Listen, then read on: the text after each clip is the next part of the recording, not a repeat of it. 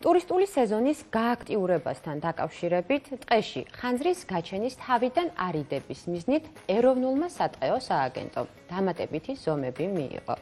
თუ რა ზომებია ეს, ჩვენი სტუმრისგან გავიგებთ. ნათია იორდანაშვილი, ეროვნული სატყეო სააგენტოს უფროსის მოადგილეა დღეს ჩვენთან სტუდიაში. მოგესალმებით ნათია, დიდი მადლობა ჩვენთან მოგზაურობისთვის. მოგესალმებით და მადლობა მოწვევისთვის და იმისთვის, რომ შევმოუერთდით ჩვენს კამპანიას.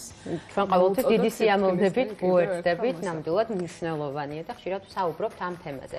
თუმცა პირველ რიგში მაინტერესებს ადამიანის დაუდევრობა, რამდენად ხშირად გამხდარა ტყეში ხანძრის მიზეზი. როგორია სტატისტიკა?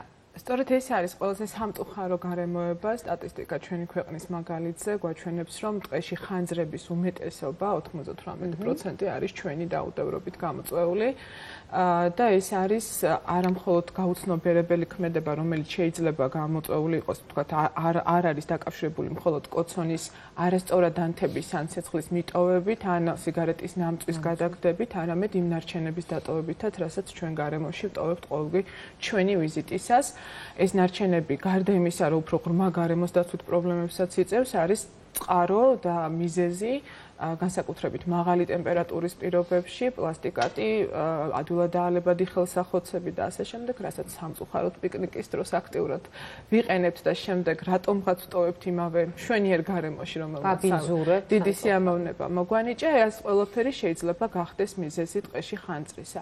ამიტომ ბოლო რამოდენიმე წელია განსაკუთრებით ზაფხულის პერიოდში, როდესაც აქტიური დასვენებაც ესეთ ფაზაში შედის და პლუს ამას ემატება რასაკვირველია მაღალი ტემპერატურა, გარემოსდაცვისა და სოფლის მეურნეობის სამინისტრო იწყებს ხოლმე ასეთ კამპანიას და ვცდილობთ, რომ თქვენის მეშვეობით და ეს მედია არის ჩვენთვის ყველაზე ესეთი მხართამჭერი და დამხმარე ინსტრუმენტი იმისთვის, რომ ჩვენი გზავნილები მივაწოდოთ მოსახლეობას და შევახსენოთ, რომ ყველა სეზონზე, მაგრამ განსაკუთრებით ზაფხულის პერიოდში უნდა იყვნენ ფრთხილად და გონივრულად გარემოში. ნამდვილად ასეა.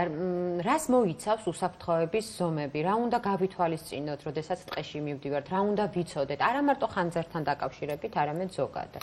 ძალიან მნიშვნელოვანია ერთის მხრივ ის უსაფრთხოების ზომები და ასევე თვითონ კოცონთან, ცეცხლთან მოპყრობის ელემენტარული წესების ნამდვილად არ არის რთული, ძალიან მარტივია, როგორც ასე ბუნებაში ამის გაკეთება, ასევე მინდა გითხრათ, რომ კანონმდებლობითაც არის დადგენილი სახანძრო უსაფრთხოების ზოგადი მოთხოვნები და მას უნდა დავემორჩილოთ.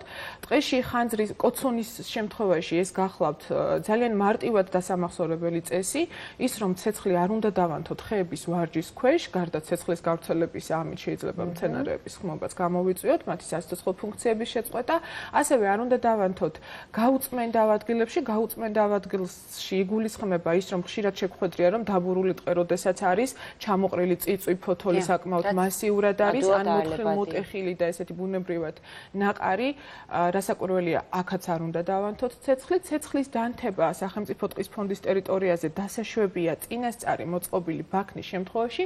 საკმაოდ ბევრგან არის ადგილები, სადაც უკვე მოწყობილია საპიკნიკი ადგილი და შესაბამისი ინფრასტრუქტურა. ასეთი ადგილები გახლავთ როგორც დაცულ ტერიტორიებზე, ასევე ეროვნული სატყეო სააგენტოს მართვას დაქვემდებარებულ ტერიტორიებზე, მეცაც გეტყვით, ისეთ ადგილებში, სადაც ძალიან დიდია რეკრეაციული დატვირთვა, გამაფრთხილებელი საინფორმაციო ბანერებიც არის განთავსებული ინფორმაციის მიღებისთვის, ხოლო რაც შეეხება ცეცხლის დასანთები ბაქნის მოწყობას, ესეც საკმაოდ მარტივი რამ არის. უბრალოდ მეტრის ცეცხლის ცენტრიდან, სადაც კოცონის დანთება გვსურს, მეტრისა და 50 სანტიმეტრის რადიუსში უნდა გავწმინდოთ ბალახისაგან, ტოტებისაგან, ანუ მოსუფთავებული უნდა იყოს, რომ შემთხვევით არ გადავარდნილო ნაკურთხალმა. სპეციალურად არსებობს ადგილები საპიკნიკეს. სად როგორ შეიძლება ადამიანს ჰქონდეს წვდომა ამ ინფორმაციაზე, თუ სად შეიძლება დაანთოს კოცონი? დაცული ტერიტორიების შემთხვევაში ასეთი ინფორმაციის მოპოვება მათი ვებგვერდიდანაც შეიძლება. დაცული ტერიტორიების ნაწილში აქ უფრო ცოტა მკაცრად შეზღუდულია ვიზიტორთა ზონები და განსაკუთრებულ ზონებში შეიძლება მხოლოდ და მხოლოდ ვიზიტორთა სტუმრობა და ცეცხლის დანთება. რაც შეეხება სახელმწიფო ტყის ფონდის ტერიტორიას, კიდევ ვიმეორებ, ტყეში შეიძლება იყოს ინფრასტრუქტურულად მოწყობილი რიგი ადგილები და ჩვენ ვცდილობთ, რომ ეს ადგილები უფრო და უფრო გამრავლდეს, მაგრამ დანარჩენ ჩვენ შემთხვევაში ახლა უბრალოდ დაიცვან წესები. უნდა დაიცვან წესები, ჩემი მიერ ზემოთ ჩამოთვლილი ძირითადი დათქმები, რომ სად არ უნდა დაანთონ ცეცხლი და თუ უნდა დაანთონ, ასეთ შემთხვევაში დაიცვან აი ეს ბაქნის მოწყობის ნაწილი. რამდენადაც ვიცით, ტყეში დაამატეთ გამაფრთხილებელი ნიშნები. ყველა ტურისტული მარშრუტი დაიფარა ასეთი ნიშნები?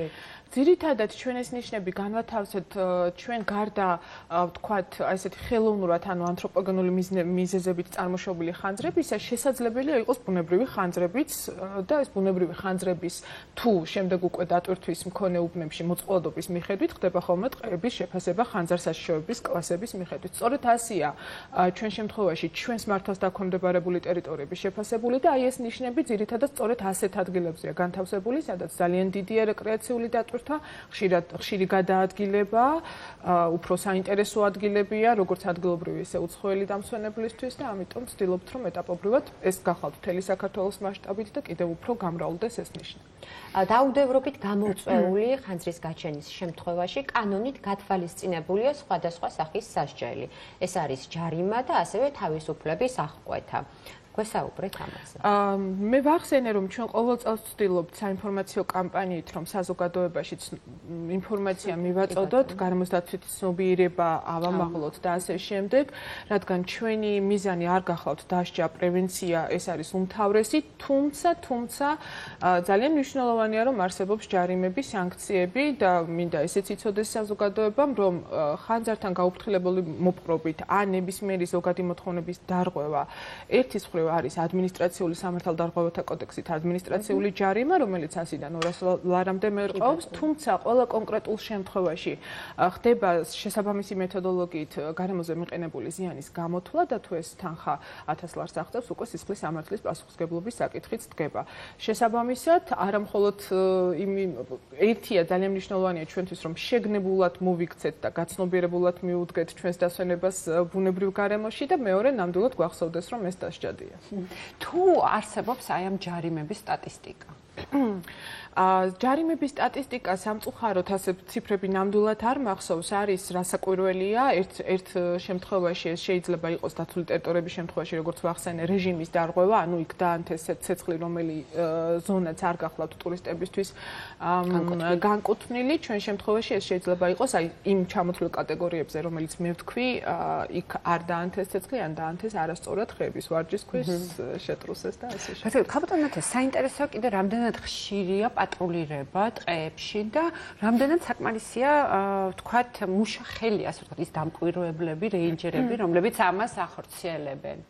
რასაკვირველია ადამიანური რესურსი იმისთვის, რომ ძალიან დიდი საბედნიერო ძალიან დიდი ფართობები გვაქვს ტყის, ხო, ქვეყნის 40%-ია ტყით დაფარული, რასაკვირველია მუდმივად შეიძლება ვთქვათ, რომ ადამიანური რესურსი საკმარისი არ არის, მაგრამ როგორც ეროვნული სატყეო სააგენტოს თანამშრომლები, მეტყევები, ასევე დაცული ტერიტორიების რეინჯერები, გარემოსდაცვითი ზემოქმედების დეპარტამენტის თანამშრომლები, განსაკუთრებით აი ამ ხანძარ-საშიშ პერიოდში, ისედაც 24 საათიანი გრაფიკი აქვთ, მათ არანორმირებული მუშაობის გრაფიკი აქვთ და ამ პერიოდში განსაკუთრებით უწევთ მობილიზება და განსაკუთრებული პატრულირება იმ ადგილებში, რომელიც ესეთი რეკრეაციული დატვირთვით. სამოქალაქო საზოგადოება როგორ არის ჩართული და ძალიან მნიშვნელოვანია. ვფიქრობ, რომ ეს არის ეს მიმართულება ჯერ კიდევ კარგად განსავითარებელი, არის საკმაოდ კარგი საერთაშორისო პრაქტიკა მოხალისე მეხანძრე დარაჯებისაც, სადაც საზოგადოება, ადგილობრივი მოსახლეობა ერთიანდება იმ სახელმწიფო უწყებებთან ერთად, რომელთა პირდაპირ მოვალეობა ასეთი საქმიანობა, მაგრამ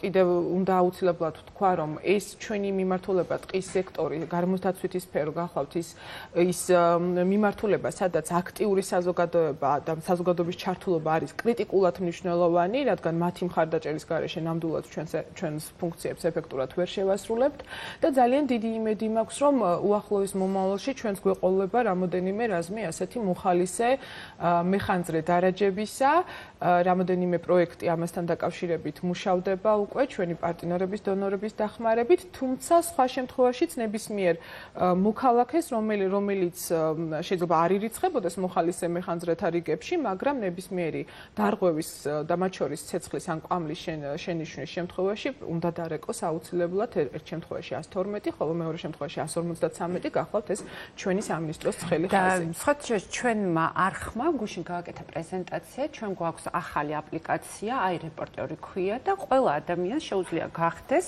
იყოს მოქალაქე და აგრეთვე იყოს რეპორტერი და თქვენ შეგიძლიათ თავისუფლად აი ესეთ ჯგუფებს მაგალითად ეს ინსტრუმენტი უთხრათ, გააცნოთ და მათ შეუძლიათ მაშინვე ატვირთონ და ჩვენ მაშინვე გვეცოდინება და მივიღებთ ინფორმაციას ამა თუ იმ დარღვევის შესახებ. ნათია, როგორც უკვე აღვნიშნეთ, ტურისტული სეზონი აქტიურ ფაზაშია. საინტერესოა თანამშრომლობთ თუ არა ტურისტულ სექტორთან, ცალკეულ გიდებთან, ან ტურ ოპერატორებთან, იმისთვის, რომ თავიდან ავირიდოთ უბედური შემთხვევები ტყეში ან მდინარეების ნაპირებზე. ამ ნაწილში ჩვენ ახლავთ გავთ პირველ ნაბიჯებს, შეიძლება ითქვას, რადგან ეროვნული სატყეო სააგენტო თავისი კომპეტენციიდან გამომდინარე და თავისი, თქვათ, ძირითადი ფუნქცია მოვალეობების გათვალისწინებით, რაც იყო წინა წლებში ასე აქტიურად არ გახლდათ, თქვათ, ეკოტურიზმის მიმართულებით ჩართული, არც ასეთ საქმიანობას არ გეგმავდა თავის მართვას დაქვემდებარებულ ტერიტორიებზე. ჩვენ 2 წლის წინ დავიწყეთ ამაზე მუშაობა, რომ ჯერ საკანონმდებლო ბაზა მომზადებული იყო იმისთვის, რომ ხელფეხი გავხსნოდა და ძალიან მნიშვნელოვანი ტერიტორიები და მით უმეტეს ეკოტურიზმის განვითარება გახლავთ ჩვენთვის ერთ-ერთი მთავარი პრიორიტეტი არა მხოლოდ გარემოს დაცვის და ბუნების დაცვის თვალსაზრისით, არამედ იმ ეკონომიკური შემოსავლების ნაწილშიც, რაც ამ შემთხვევაში ადგილობრივი მოსახლეობა, იქ ვინც ცხოვრობს, სწორედ ეს ადამიანები იღებენ და რაც მთავარია ასეთი საქმიანობით ჩვენ იმედი გვაქვს, რომ ეკონომიკურ შემოსავლებთან ერთად მივახცევთ აი ამ ცნობიერების შეცვლასაც, რადგან სამწუხაროდ აქამდე სატყეო სააგენტო ან ტყე, თუნდაც ტყე აღიქმება მხოლოდ მერქნის მიწოდების წყაროდ, მხოლოდ მერქნის წყაროდ და ვერ არ იყო გაცნობიერებული ის, რომ ხის მოუჭრელადაც შეიძლება აი ამ ბუნებიდან თუნდაც ეკონომიკური შემოსავალი მიიღოს ადგილობრივმა მაცხოვრებელმა. შესაბამისად, ჩვენ გვაქვს უკვე საკმაოდ კარგი სტრატეგია, საკმაოდ კარგი სამოქმედო გეგმა, თუ როგორ უნდა განვითარდეს ტყეების რეკრეაციული მართვა ჩვენს დაქვემდებარებულ ტერიტორიებზე.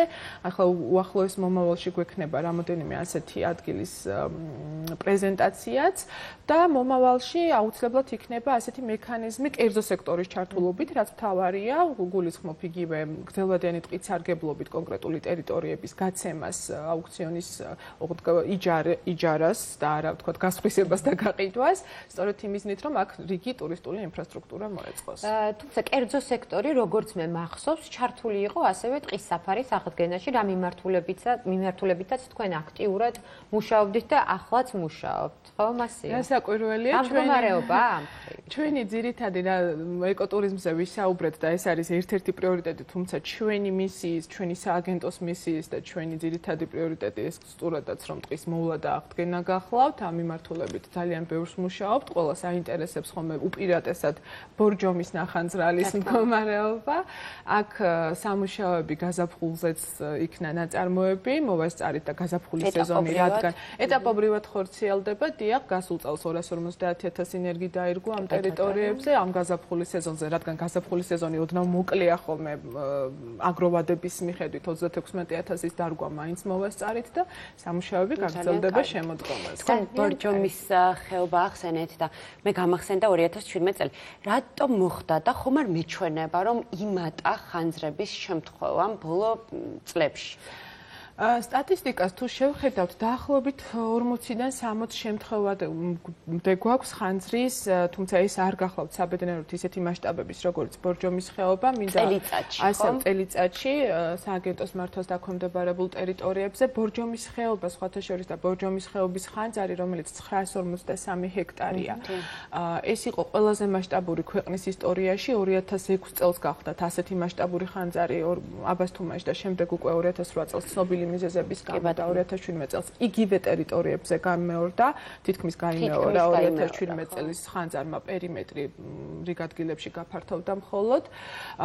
ყველა კონკრეტულ შემთხვევაზე, როგორც წესი, გამოძიებას იწყებენ სამართალდამცავი ორგანოები, როგორც ვახსენე, ადამიანის დაუდევრობა შეიძლება იყოს და სტატისტიკითაც ასეა თქო, თუმცა პროგნოზები თუ როგორ და ეს არის ნამდვილად სენსიტიური და ისეთი საკითხი ტყის ხანძრებისა, რომელიც რა თქმა უნდა კლიმატის ცვლილებასაც უკავშირდება. კლიმატის ცვლილების სავარაუდო სცენარების მიხედვით არა მხოლოდ საქართველოში, არამედ მსოფლიოშიც იმატებს ხანძრების რიცხვი სამწუხაროდ და სწორედ ამიტომ ჩვენ ვახორციელებთ ისეთ ღონისძიებებს, რომ მომზადებული დავხვდეთ მომავალში ასეთი ვთქვათ სიტუაციის გავარესებას. იმასაც აღნიშნავ, რომ ტყის ხანძარი თუ არ არის ისეთი მასშტაბური, როგორც ბორჯომის შემთხვევა იყო, სადაც მცენარეების დიდი რაოდენობით კარგვა, მცენარეული საფარის დიდი რაოდენობით კარგვა არ ხდება და ეს გახლავთ უბრალოდ დაბლითი ხანძარი ხშირია, როდესაც გადაირბენს ჩამოყრილ ფოთოლს, ბალახს, წვავს და ქვეტყეს, ეს ხანდახან სასარგებლოც კია გარემოსთვის, რადგან ეგრეთ წოდებული სუქცესია, ანუ ბუნებრივი პროცესები ბიომრავალფეროვნების თვალსაზრისით უკეთესად ვითარდება. სწორედ ამიტომ ერთ ინფორმაციასაც მოგატვით, ესეთ ნახანძრალ ტერიტორიებს მეტყევები აკვირდებიან 2 წლის განმავლობაში, თუ იქ ბუნებრივი განახლება საკმაოდ კარგად მოდის, ჩვენ იქ აღარ ვერევით, იმიტომ რომ მდგრადი მაქსიმალურად ბუნებრივი ტყის ეკოსისტემა მივიღოთ და არა ვთქვათ ხელოვნური. ხელოვნურად ვერევით ისეთ შემთხვევებში, როგორც არის ბორჯომი, სადაც ბუნებრივად ტყის აღდგენა საკმაოდ დიდი ხანი დასჭირდება და ამ პერიოდისთვის შეიძლება იქ, იმიტომ რომ ძალიან დარტყმა, ნიადაგმა და ასე შემდეგ. ტყების აღდგენას და ის რომ თავისი ეკოლოგიური ფუნქციები სრულყოფილად შეასრულოს საკმაოდ დიდი ათეულობით წლების ჭირდება სავარაუდოდ ბორჯომში. რასაკვირველი 10 წელიწადში ჩვენ უკვე შორიდან შევამჩნევთ ახლა იმ ენერგებს, რომელიც არ ჩანს შორიდან და ნახავთ, რომ იქ ახალგაზრდა ტყეა, თუმცა იქ კარგ ტყეს 50 წლის შემდეგ ვიხილავთ. გამოტანათია თქვენ ახსენეთ კლიმატური ცვლილებები და საინტერესო მაგალითად ერთმა მეტეო სააგენტომ გამოაქვეყნა მონაცემი, რომ დედამიწაზე პლანეტაზე ივნისი იყო ყველაზე ცხელი თვე, საერთოდ რაც დაფიქსირებულა პლანეტაზე. რა პროგნოზები ახმარებით შემთხვევით აი დარჩენილი ზაფხულის მაგალითად აგვისტოში? მე ზუსტად შეიძლება ვერ გითხრათ ახლანდელი, მაგრამ ძალიან კარგი გარემოება შემახსენეთ. იგივე ბორჯომის 2017 წლის ხანძრის შემთხვევაში ჩვენ გავაკეთეთ შემთხვევითობის კვლევა ამ მაგალითზე, მათ შორის კლიმატური პარამეტრებით და აღმოჩნდა, რომ მართლაც რეკორდული ტემპერატურა იყო ივნისიდან კი არა და უკვე მაისის ბოლოდან თითქმის სექტემბრის ჩათვლით, სწორედ აქ ბორჯომში, დაბაში, ეს გახლავთ ბორჯომის მეტეოროლოგიური სადგურის მონაცემებით და პლუს ამისა უნალექო დღეების რაოდენობა და სინოტივე ჰაერში, რაც რასაკვირველია. წელს რა მდგომარეობა? წელს როგორც მე თვითონ ვადევნებ თვალყურს აი ამ ამინდის პროგნოზს და მათ შორის გრძელვადიან პროგნოზს, ასეთი ხანგრძლივი გვალვაა, მე მგონი ჯერჯერობით არ არის. რაც 2017 წელს გამუქრებოდა. საკმაოდ მაღალია ტემპერატურა და ეს არ ხსნის რისკებს და არ ხსნის იმას, რომ ჩვენ ვიყოთ მოდუნებულები და შვიდად ვიყოთ, ამიტომ გასაგებია. ეროვნული სატყეო სააგენტო ასევე იბრძოდა ხეების მავნებლების წინააღმდეგ. წარმატებით დასრულდა ბრძოლა თუ კვლავ მიმდინარეობს? არა, პროცესში ვართ, ეს არის ასე როგორც ტყის აღდგენა, ტყის სანიტარული მდგომარეობის გაუმჯობესება და მავნებელ დაავადებების მართვა, კონტროლი, მათთან ბრძოლა გახლავთ სააგენტოს ერთ-ერთი ასევე თითქმის ყოველდღიური საქმიანობა შეიძლება ითქვას. 3 პრობლემა გვაქვს საქართველოს ტყეებში, რაც ხმობას იწვევს. ერთი ეს გახლავთ წაბლნარების სამწუხარო წაბლია თან წითელი ნუსხით დაცული სახეობა იმერეთის რეგიონში.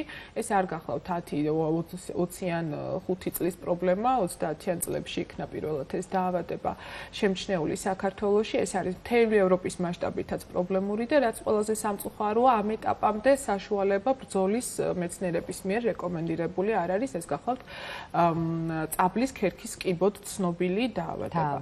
თუმცა ამ მხრივ ჩვენ ვიმუშავეთ როგორც საერთაშორისო ექსპერტებთან, ასევე ადგილობრივ სპეციალისტებთან და უახლოეს მომავალში დავიწყებთ ცდებს თვითონ აი ამ სოკოს გამომწვევი პარაზიტის სოკოს საწინააღმდეგო შტამებთან მიმართებაში, რომ შეიძლება ბუნებრივ პროცესებს საერთაშორისო ექსპერტების ჩართვა და მათი გამოცდილება რამდენად მნიშვნელოვანია თქვენთვის და რამდენად გჭირდება ზოგადად? ძალიან მნიშვნელოვანია, ხშირად მივმართავთ ხოლმე ასეთ მხარდაჭერას, ანუ ურთიერთ გამოცდილების გაცვლას. რასაკვირველია ერთის მხრივ, როდესაც გარემოზე, ბუნებაზე ვსაუბრობთ, იმდენად სპეციფიური და განსხვავებულია, თუნდაც ქვეყნებს შორის ეს ბუნებრივი პირობები, თუ ევროპაზე გავაკეთებთ, რა თქმა უნდა, აქცენტს აბსოლუტურად სხვა ტიპის ტყეა ევროპაში, აბსოლუტურად სხვა ტიპის ტყე გვაქვს ჩვენ და ასე შემდეგ და პირდაპირ გადმოტანა რიგი მეთოდებით მეთოდების არასაკვირველია მიზანშეწონილი არ არის, თუმცა თანამედროვე მიდგომებზე, თანამედროვე ტექნოლოგიებზე, განსაკუთრებით მავნებელ დაავადებების ნაწილში ჩვენ გვაქვს მუდმივი კონტაქტი ყველა იმ საერთაშორისო ორგანიზაციასთან ან ექსპერტთან, ვინც არის ამ პროცესებში, ასე ვთქვათ, წამყვანი ექსპერტები და სწორედ მათგან ვიღებთ რეკომენდაციებს, მათ უზიარებთ ჩვენს გამოცდილებასაც და ასევე თანამშრომლობთ. უნდა გამეგრძელებინა მავნებელთან დაკავშირებით ყველამ კარგად მოიხსენება ბზაზე ვისაუბრეთ გაზაფხულზეც, ბზის მავნებელი და დაავადება. ამ ხრივაც გვაქვს ოდნავი გაუმჯობესება, თუმცა ვერ ვიტყვი, რომ საბოლოოდ დამარცხებულია ეს მავნებელი და ამიტომ საკონსერვაციო ღონისძიებებსაც ვაგრძელებთ და ბორჯომის ხეობაში ეს არის ნაძვების ხმობის პრობლემა, მოგეხსენებათ, ეს თვალსაჩინოც არის, ესეც ძალიან დიდი ხნის პრობლემა, თითქმის 50-იანი წლებიდან იყო დაფიქსირებული ეს მავნებელი, ბევჭრავი ქერქიჭამია ბორჯომის ხეობაში. სამწუხაროდ მავნებელს თავის ბიოლოგიიდან გამომდინარე აქვს ასეთი მასობრივი გავრცელების პიკები და როგორც შევატყვეთ წელს მუდმივი მონიტორინგი ხორციელდება აქ ფერომონიანი მწესაჭერების საშუალებით, წელს საკმაოდ მომატებულია სამწუხაროდ რიცხოვნობა, სწრაფად ვრცელდება, უფრო მეტ თაობას იწევს, ამაზეც მოქმედებს კლიმატის ცვლილება, ერთ-ერთი ფაქტორი სწორედ ესეც არის, რადგან განკურნებულ ტემპერატურაზე იწყებს გამოსვლას და ფრენას და ეს ტემპერატურა რო უფრო ადრე დგება ვიდრე წინა, ვთქვათ, 10 წლეულში, ის უკვე ორი თაობის მოცემასაც კი აძლევს სეზონის განმავლობაში. ამიტომ აქაც ვაგრძელებთ ერთის მხრივ სანიტარული ჭრებით, ფერომონიანი მწესაჭერების გამოყენებით, თუმცა ბეჭდავ ქერქიჭამიასთან მიმართებაში ვფიქრობთ, რომ საბოლოო ჯამში აი ამ მავნებლის რეგულაციისთვის გაქრობაზე, ზოგადად გაქრობას, როდესაც ჩვენთვის არის მავნე, თორემ წერი, ანუ ზიანის მოტანას რომ იწყებს, მაშინ არის, თქვათ, მავნებელი. თუმცა ისე ბუნებაში ისე მავნე არ არის ჩვენ როგორც და თავისთვის თვითრეგულირებაც მუშაობს. ამიტომ საბედნიეროდ ამ ბეჭდავ ქერქიჭამიას ყავს თავისი ბუნებრივი მტერი, რომელიც გვხვდება ბუნებაში და ბორჯომის ტყეებში და ვფიქრობთ, რომ ოღონდ არ არის ის იმ საკმარისი რიცხოვნობის, რაც მოერეოდა ასეთ დიდ პოპულაციას და ჩვენ ვაპირებთ, რომ დავიწყოთ მუშაობა ამ ბუნებრივი მტრების გამრავლებაზე და გაშვებაზე, რომ ბუნებრივი მეთოდებით ვებრძოლოთ.